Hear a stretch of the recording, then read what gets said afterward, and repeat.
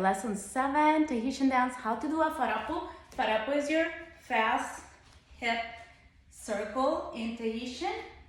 It can be done to one side or the other. I recommend that you practice to both. Let's go ahead and do, your weight is going to be towards your heels. Your toes are slightly pointing out. And you're going to begin tucking in your tailbone forward. Use your core, tuck it in, shift the weight to one side, lift your butt out, and shift to the other side. Tuck, shift, lift, shift. Tuck, lift, shift, lift. Lift, shift.